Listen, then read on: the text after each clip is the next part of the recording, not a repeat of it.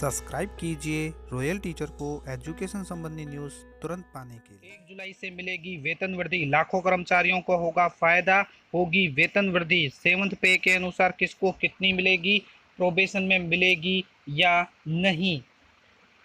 जी हाँ साथियों, जैसा कि आप सभी जानते हैं कि प्रति वर्ष 1 जुलाई को सभी की वेतन वृद्धि लगती है। 1 जुलाई को सभी कर्मचारियों को वेतन वृद्धि का लाभ दिया जाता है।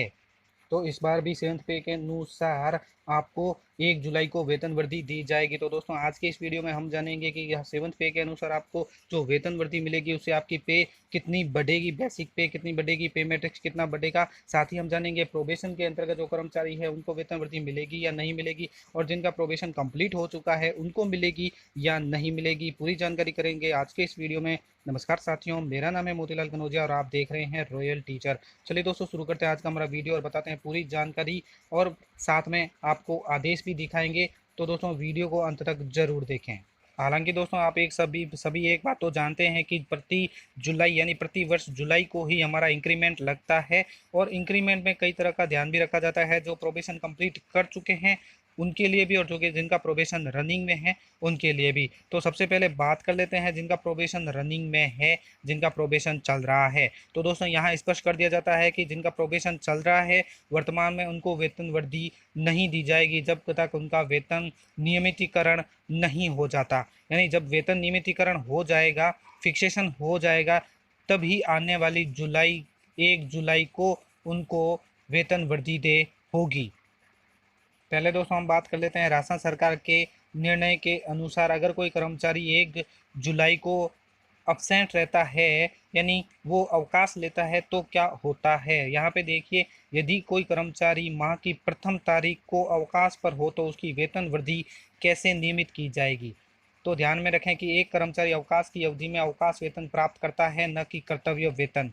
तथा एक वेतन वृद्धि जो अवकाश काल में देय होती है वह अवकाश अवधि में आहरित नहीं की जा सकती है। अतः ऐसे मामले में अवकाश से लौटने पर कार्यभार संभालने की तिथि से वेतन वृद्धि का लाभ दिया जाएगा। यानी अगर 1 जुलाई को कोई कर्मचारी अवकाश पर रहता है तो उसकी अगली तारीख यानी जब भी वो वापस ज्वाइन करता है उस तारीख से उसको वेतन वृद्धि दी जाएगी। दूसरा पॉइंट है कि ऐसे मामले जहां कर्मचारी के बिना वेतन अवकाश पर जाने पर यानी बिना वेतन अवकाश पर जाने पर जो वेतन वृद्धि के लिए नहीं गिना जाता, वेतन वृद्धि स्थगन कैसे नियमित किया जाएगा।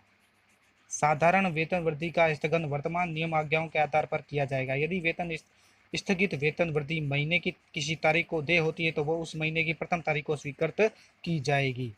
तो दोस्तों अब दिखा देते हैं आपको सेवंथ पे के rules. Government of Rajasthan finance departments की ओर से जो 30 अक्टूबर 2017 को जारी हुए हैं, इस रूल्स में स्पष्ट रूप से लिखा गया है कि किन को वेतन वृद्धि दी जाएगी, किन को नहीं दी जाएगी। साथ में जिनको देय होगी उनको कितनी देय होगी। मैं आपको दिखा देता हूँ सीधा पॉइंट नंबर 13.2, जहाँ आपको एक्सप्लेनेशन के तौर पर पूरा बताऊंगा एक्सप्लेन करके कि कितनी वेतन वृद्धि देय होगी। यहाँ पे हम पहुँचने वाले हैं पॉइंट नंबर 13 में। ये देखिए, ये है पे मैट्रिक्स का लेवल 2।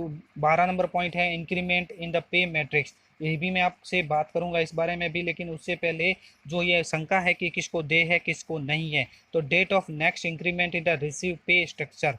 यहाँ पे देखिए point number 1, there will be uniform that the annual increment 1 July every year after fixation और पे अंडर देयर रूल्स। यानी 1 साल को प्रथम जुलाई को वेतन वृद्धि तभी दी जाएगी जब आपका फिक्सेशन कंप्लीट हो जाए अंडर रूल्स के अनुसार। Employee completing 6 months and above in any level as on 1 July will be eligible to guaranteed the increment.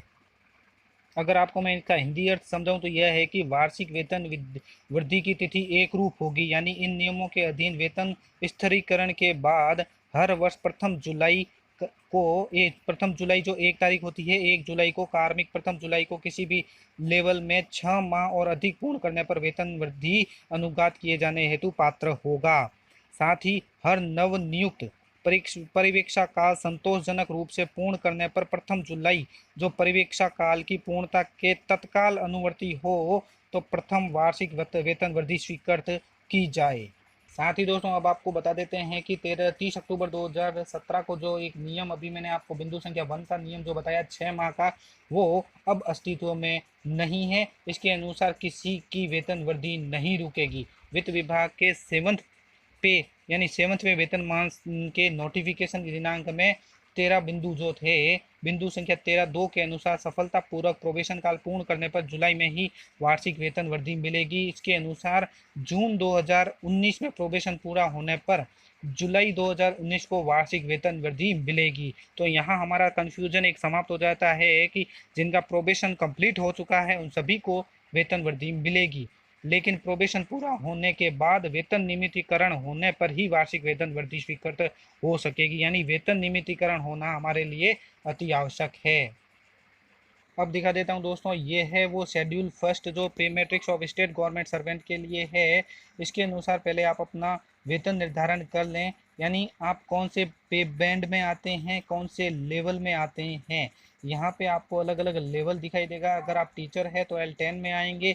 साथ ही अगर आप अन्य कर्मचारी है तो आप अपना वेतन निर्धारण के लिए ये जो लेवल है वो लेवल निर्धारित कर लीजिए। उसके बाद अब आपकी वेतन वृद्धि कैसे होगी वो भी दिखा देता हूँ। यहाँ पे आपको बेसिक पे नज़र आ रही होगी। मैं आपको एक उदाहरण के तौर पर बता देता हूँ।